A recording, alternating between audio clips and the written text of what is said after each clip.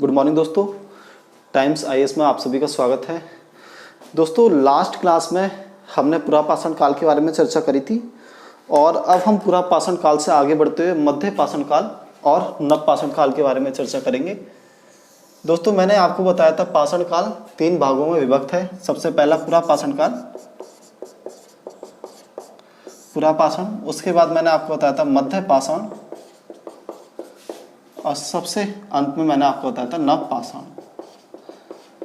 दोस्तों पुरापाषाण काल के बारे में हम लोग पिछली क्लास में चर्चा कर चुके थे और इस क्लास में हम मध्य पाषाण काल और नवपाषाण काल के बारे में चर्चा करेंगे। तो सबसे पहले हम मध्य पाषाण काल की परिभाषा को जानते हैं और देखते हैं कि परिभाषा के अंतर्गत आखिरकार मध्य पाषाण काल क्या है।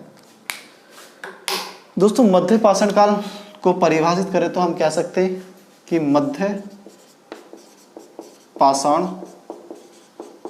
काल पुरा पाषाण काल व नव पाषाण काल के बीच की अवधि है। यह एक संक्रमण कालीन अवस्था को दर्शाता है। तो दोस्तों ये हमारी मध्य पाषाण काल की परिभाषा है। मध्य पाषाण काल परिभाषा देखो, ध्यान से पढ़ो। मध्य पाषाण काल पुरापाषाण काल व नवपाषाण काल के बीच की अवधि है। पुरापाषाण काल व नवपाषाण काल के बीच में मध्य पाषाण काल आ रहा है, इसलिए बीच की अवधि है। यह एक संक्रमण कालीन अवस्था को दर्शाता है और ये एक ऐसी दशा है जिस दशा में संक्रमण हो रहा था। संक्रमण मतलब कह सकते हैं हम कि परिवर्तन हो रहा था। परिवर्तन का मतलब कि जब पुरापाषाण काल बदल रहा था नवपाषाण काल में, इसलिए हम इसे मध्य पाषाण काल कहते हैं। जो पुरापाषाण काल और नवपाषाण काल के बीच में पड़ता है मध्य काल कहलाता है और ये एक तरीके से परिवर्तन की अवधि है। दोस्तों ये हमारा मध्य पाषाण काल की परिभाषा हो गई। अब इसकी जो खोज थी भारत में सबसे पहले किसने करी थी, तो C.L. कार्लाइल एक पुरातत्वविद थे जिन्होंने सबसे पहले विंध्य क्षेत्र में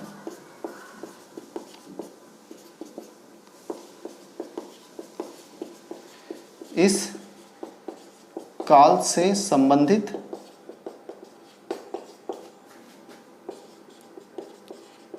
औजारों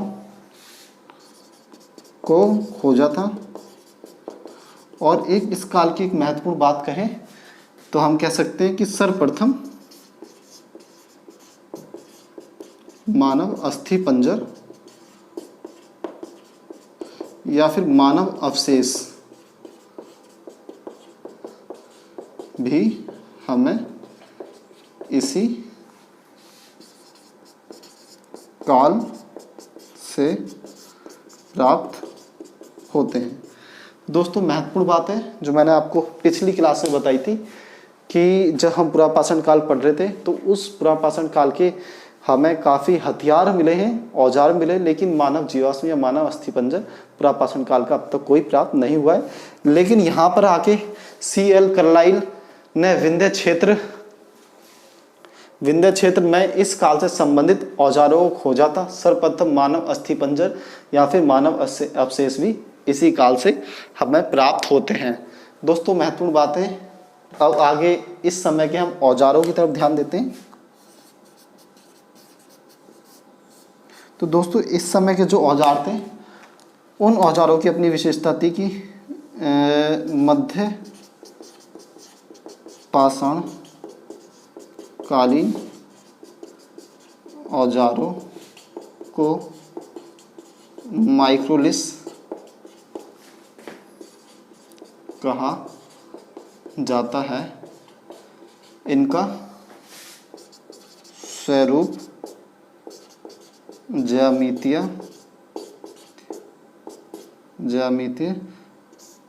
या त्रिभुज होता है। इनका आकार 1 सेंटीमीटर से 5 सेंटीमीटर तक का मापा गया है। तो दोस्तों हम औजारों पर थोड़ा ध्यान देते हैं। तो औजार मध्य पाषाण कालीन औजारों को माइक्रोलिस कहा जाता है। छोटे औजार होते थे, इनका आकार छोटा होता था, इन आकारों को माइक्रोलिस कहा जाता है। इनका स्वरूप ज्यामितीय त्रिभुज होता है। दोस्तों ये क्वेश्चन पीसीएस में, स्टेट पीसीएस में कई बार पूछा गया है, यूजीसी नेट में पूछा गया है। इनका आकार 1 सेंटीमीटर से 5 सेंटीमीटर तक होता है। तो ये आपको महत्वपूर्ण चीज़ों को ध्यान रखना है। और इससे हम आगे बढ़ते हैं। थोड़ा सा इसे मैं मिटा देता हूँ।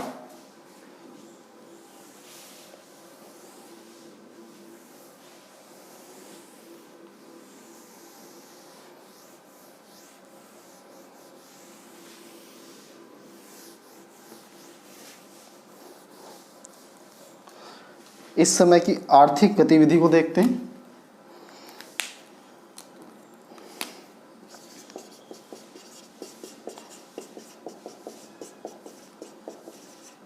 इस समय की आर्थिक गतिविधियों को देखते हैं। तो इस समय भी मानव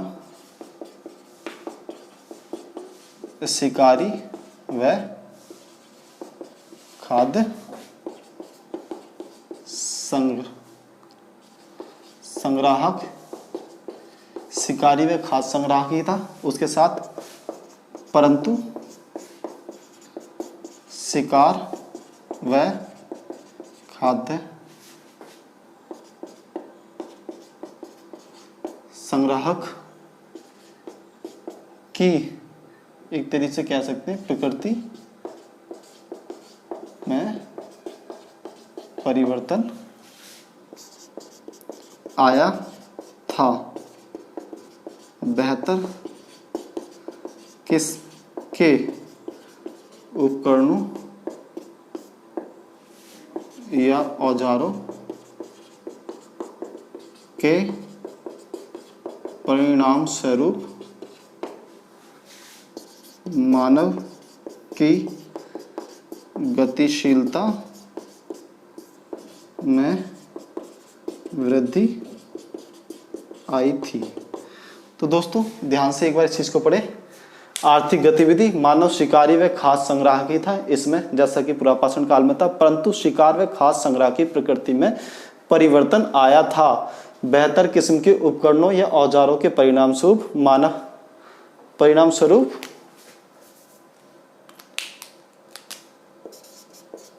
मानव की गतिशीलता में वृद्धि हुई थी। हम दोस्तों कह सकते हैं कि मानव बेहतर किस्म के औजारों को बनाने लग गया था। ये जो हम बात कर रहे हैं माइक्रोलिस औजारों की, इनका आकार छोटा हुआ करता था और ये वजन में काफ़ी हल्के हुआ करते थे। तो इन औजारों से मानव का शिकार करना आसान हो गया था और मानव आसानी से शिकार करता था। प्लस ये औजार बेहतर किस्म के औजार थे क्योंकि ये अच्छे नुकीले हुए करते थे, इनमें धार हुआ करती थी। और दोस्तों नीचे हम देखते हैं कि इससे मानव जीवन में क्या परिवर्तन हुआ और क्या क्या थोड़ा सा होगा। पहले ये देख लेते हैं कि अब मानव बड़े शिकारी के साथ साथ छोटे छोटे पशु पक्षियों का भी शिकार करने में सक्षम हुआ। तीसरी चीज, इस काल तक प्रक्षेपात तकनीकी का विकास हुआ, मतलब निशानेबाजी। इससे मानव को क्या फ़ायदा मिला कि अब मानव उड़ते हुए पक्षी को भी या भागते हुए जानवर को भी शिकार बना सकता है आराम से। चौथा, हम कह सकते हैं इस काल में प्रक्षेपात तकनीक का विकास हुआ। अब मानव बड़े शिकारी के साथ साथ छोटे पशु पक्षियों का भी शिकार करने में सक्षम हुआ। और इसी काल में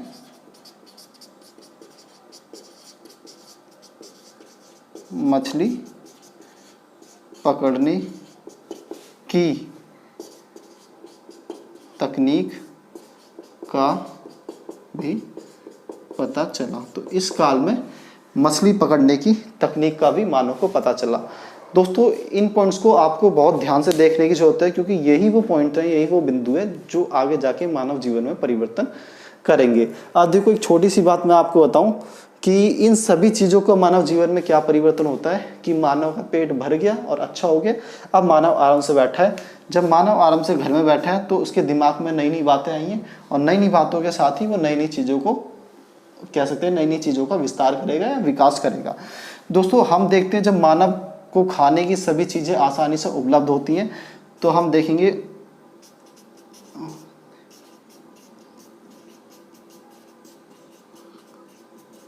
देखेंगे जो मानव अब तक इधर उधर घूमता रहता था वो मानव बस्तियों का विकास करने लग जाएगा। अब मानव एक जगह रहेगा, वहीं पे उसे आसानी से खाना मिल जाएगा और वहाँ पे वो बस्तियों का विकास मतलब धीरे धीरे वहाँ पर एक गांव, एक समृद्ध बस्ती हमें दिखने लग जाएगी। आगे जाके इन बस्तियों से ही हम देखेंगे नगरों का विकास होगा, शहरों का विकास होगा।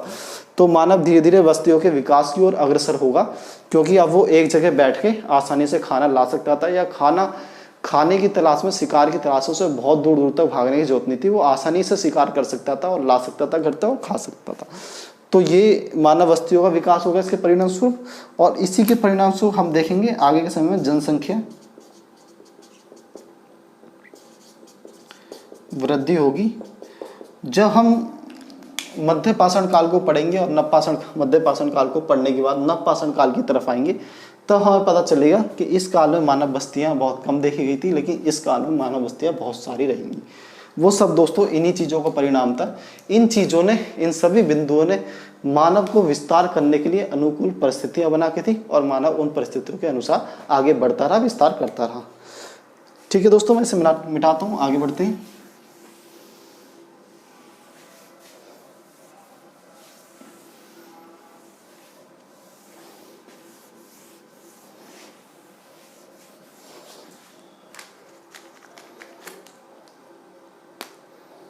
दोस्तों हम मानव बस्तियों की बात कर लेते हैं,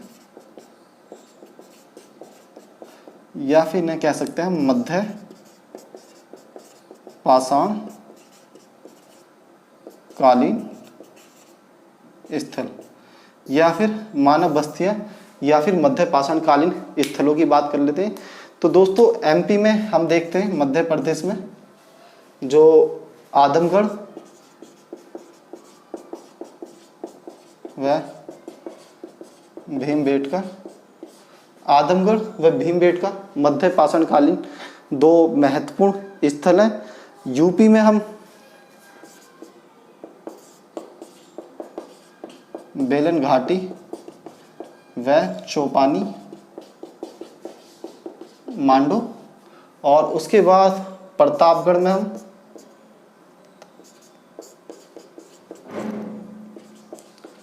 सराय नाहराय, और आगे बढ़ते हुए हम देखेंगे कि राजस्थान में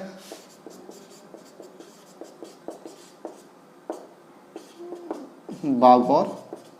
दोस्तों यहाँ पे एक दमदमा ये भी स्थान रहेगा। राजस्थान में हम बागौर स्थान को देखेंगे, और गुजरात में एक स्थान मिलेगा हमें लंगनाच, ये स्थान। दोस्तों इन स्थानों को आपको अच्छे से याद करना है, क्योंकि पीसीएस में खासकर और यूपीएससी के प्री में भी इस तरह के क्वेश्चनों को पूछा जाता है कि ये स्थान किस काल से संबंधित है, या इस स्थान से क्या हमें महत्वपूर्ण चीज़ें मिली है, साक्ष्य मिलता है। तो दोस्तों एक बार देखें, एमपी में आदमगढ़ व भीमबेटका, यूपी में बेलन घाटी व चौपानी मांडो, प्रतापगढ़ में सराय नारायण व दमदमा, राजस्थान में बागौर, और गुजरात में लंगनाच। ये सारे स्थल जो मध्य पाषाण काल से संबंधित है, जो मध्य पाषाण काल में हमें मिलते हैं। अब हम कुछ साक्ष्य के आधार पर कुछ स्थलों को देखते हैं।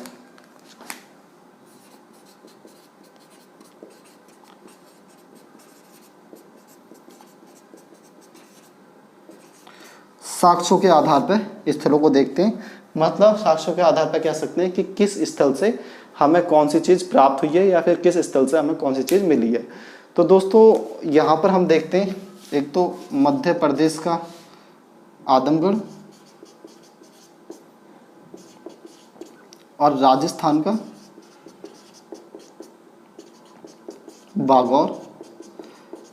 मध्य पाषाण काल के ये दो स्थल हैं जहाँ से हमें पशुपालन के प्रथम साक्ष्य प्राप्त होते मिलते हैं, परंतु अभी भी मानव ने नियमित रूप से पशुपालन की शुरुआत नहीं की थी, क्योंकि इस काल में हमें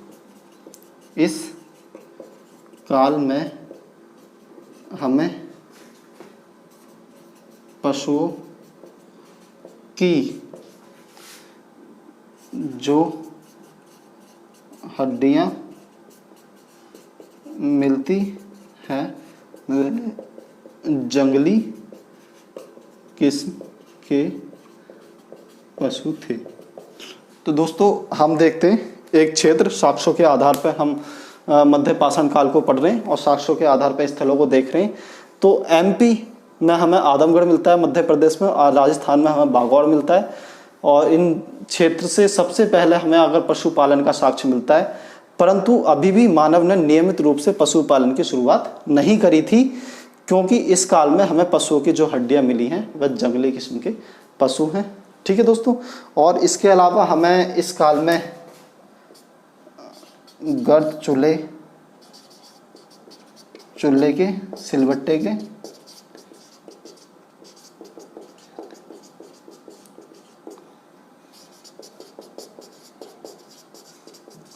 गर्द चूल्हे के और सिलबट्टे के साक्ष्य भी मिलते हैं, लेकिन ये हमें बताते हैं कहीं ना कहीं इससे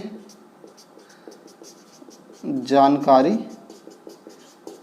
मिलती है कि मानव ने अनाज का उपयोग प्रारंभ कर दिया था, परंतु ये भी जंगली किस्म के अनाज थे, इसलिए यह नियमित प्रयोग नहीं था। तो दोस्तों इसे ध्यान से पढ़ें। गर्द चूल्हे व सिलबट्टे के साक्ष्य मिलते हैं और इनसे हमें जानकारी मिलती है कि मानव ने अनाज का उपयोग करना प्रारंभ कर दिया था, परंतु यह भी जंगली किस्म के अनाज थे, इसलिए यह नियमित प्रयोग नहीं माना जा सकता।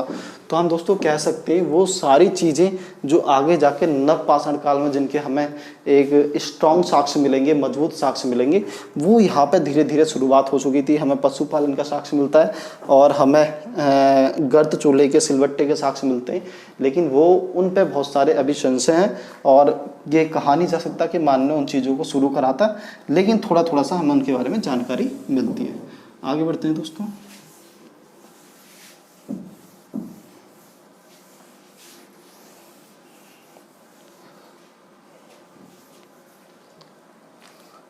एक स्थल है दोस्तों मध्य पाषाणकालीन लेखनीय, यहां से हमें समाधिकरण या फिर समाधिकरण का साक्ष्य मिलता है। यहाँ से हमें समाधिकरण या समाधिकरण का साक्ष्य मिलता है, मतलब इस स्थल से पहली बार हमें ये जानकारी मिलती है कि मानव अब अपने बुजुर्गों को, अपने बड़ों को दफनाने लग गया था और उन्हें दफना के वो उनके प्रति एक प्रकार का कह सकते हैं कि सम्मान व्यक्त करने लग गया था। अगर हम कहें स्थायी निवास, तो इस काल में दोस्तों हमें स्थायी निवास का कोई भी साक्ष्य नहीं मिलता है।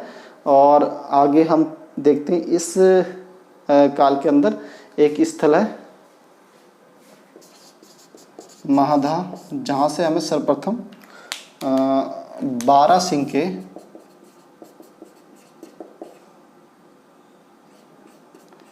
के सींग से निर्मित एक कठाहार मिला है। बारहसिंह के सींग से निर्मित एक कठाहार मिला है। कठाहार का मतलब होता है हार, गले में पहनने का हार। तो दोस्तों ये भी एक तरीके से दिखाता है कि मानव, जैसे मैंने आपको लास्ट क्लास में बताया था कि मानव प्रकृति के साथ अपने संबंधों या फिर समझ को बढ़ा रहा था। वो प्राकृतिक सुंदरता को धीरे धीरे पहचान रहा था। प्राकृतिक सुंदरता को धीरे धीरे पहचान रहा था मानव, और उस चीज़ को और भी बेहतर बनाने के लिए वो कार्य कर रहा था। और दोस्तों ये तो लगभग स्थल हो गए हमारे मध्य पाषाण काल के। और अब हम इन स्थलों से बढ़ते हुए थोड़ी सी चीज़ों को और देखते हैं मध्य पाषाण काल के अंतर्गत।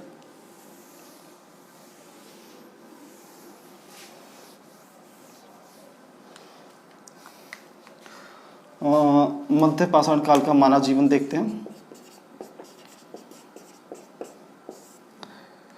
दोस्तों इस समय का मानव भी शिकारी एवं खाद्य संग्राहक ही था। जैसे कि पुरापाषाण काल का मानव था, निवास स्थल जो थे वो हमें एक तरीके से यहाँ भी नहीं मिलते हैं। दोस्तों इस काल का जो मानव था वो पिछले काल की तरह ही शिकारी एवं खाद्य संग्राहक ही था, और वो निवास स्थल उसके बारे में हमें कोई जानकारी नहीं मिलती है। मतलब इस समय का मानव भी लगभग एक स्थान से दूसरे स्थान भटकता था, और लगभग वो भी एक तरीके से आकेटक जीवन ही जिया करता था। और दोस्तों इससे आगे बढ़ते हुए इस काल के मानव के बारे में देखें तो दोस्तों इस काल में एक महत्वपूर्ण उपलब्धि मानव की कि परिवार की परिकल्पना विकसित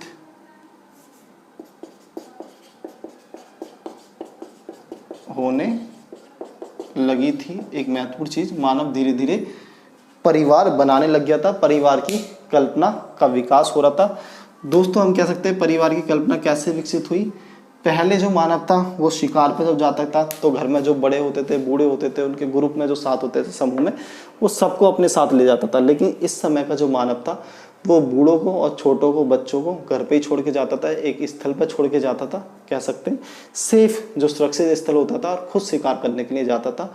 और जब वो शिकार करके आता था तो वो उनके लिए भी कुछ ना कुछ खाने की चीज़ों को लेके आता था। तो दोस्तों ये परिवार की कल्पना इसी सोच के साथ धीरे धीरे आगे विकसित हो गई। जो घर के बड़े बूढ़े होते थे, बुजुर्ग होते थे, वो छोटे बच्चों की देखभाल करते थे, और बदले में जो घर का जवान व्यक्ति हुआ करता था, यंग हुआ करता था, वो बाहर शिकार करने जाता था, और वो धीरे धीरे शिकार क्या कहते हैं उनके लिए जो घर पे व्यक्ति मौजूद है उनके लिए खाने का बंदोबस्त किया करता था। और इसी सोच के साथ धीरे धीरे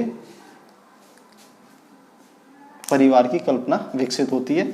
एक महत्वपूर्ण जो मैंने आपको बताया समाधिकरण या फिर समाधिकरण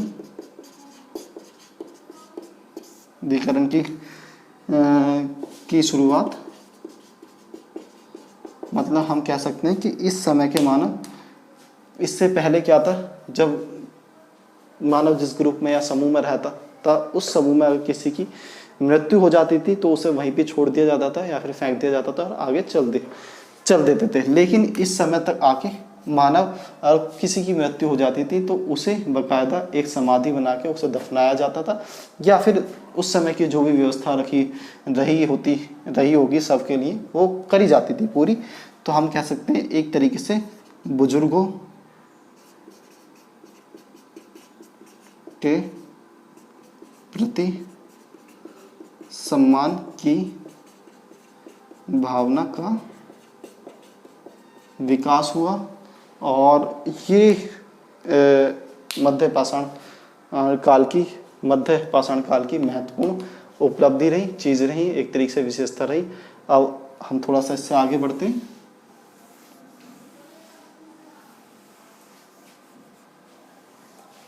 और इससे आगे बढ़ते हुए दोस्तों हम जो बात करने जा रहे हैं, हम मध्य पाषाण काल की चित्रकला के बारे में बात करने जा रहे हैं। दोस्तों मध्य पाषाण काल की चित्रकला एक हम देख सकते हैं कि उस समय का जो मानव था, मानव के पास बहुत कम चीज़ें, बहुत कम साधन उपलब्ध थे और मानव की सोच इतनी ज़्यादा डेवलप नहीं थी जितनी आज के मानव की सोच विकसित है। तो उस समय के मानव की क्योंकि सोच, हमारे पास साधन और हमारे पास चीज़ें बहुत कम थी और उसी हिसाब की मानव की सोच थी। तो हम उस जब चित्रकला का वर्णन करेंगे तो हम देखेंगे कि मानव दो प्रकार की चित्रकलाओं को विकसित कराता। एक गुफाओं के अंदर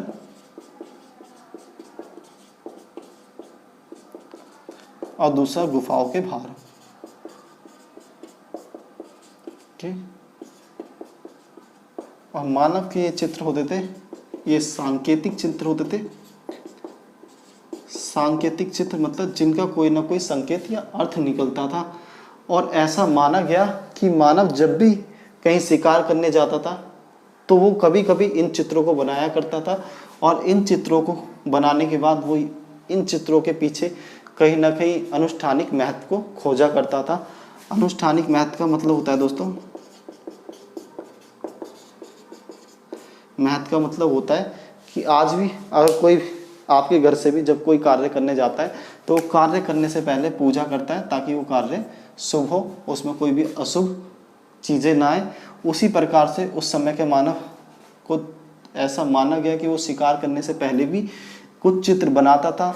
और जब हम इन शैलाश्रयों में, गुफाओं में और गुफाओं के बाहर के चित्रों को देखते तो हमें जो चित्र दिखाई देते हैं वो चित्र ऐसे दिखाई देते हैं कि मानव का एक ग्रुप, एक समूह कुछ शिकारी, कुछ जानवरों को शिकार कर रहा है, जानवरों को मारने का प्रयास कर रहा है। तो वही चित्र लगभग मानव ने गुफाओं में बनाया, गुफाओं के बाहर बनाया। तो हमें पता चलता है कि लगभग मानव ऐसा मानता था कि शिकार करने से पहले अगर वो चित्र बनाएगा, इस तरह का कार्य करेगा तो उसका शुभ, एक तरीके से उसका जो प्रभाव रहेगा वो शुभ रहेगा। और अगर इसमें कलर की बात करी जाए तो इसमें दोस्तों जो मानव जिस प्रकार के कलर का प्रयोग करता था वो गहरे लाल,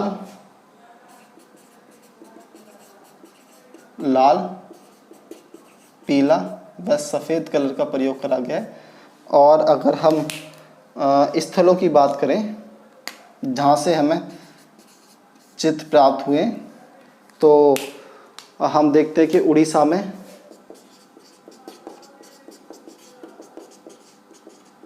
सुंदरगढ़ व संभलपुर। उड़ीसा में दो स्थल हमें प्राप्त होते हैं, सुंदरगढ़ या फिर संभलपुर। मध्य प्रदेश में, एमपी में भीमबेटका व पंचमढ़ी, भीमबेटका व पंचमढ़ी, ये दो स्थल हमें प्राप्त होते हैं। और एक स्थल और जिसे कहते हैं मिर्ज़ापुर में सुहागी घाटी।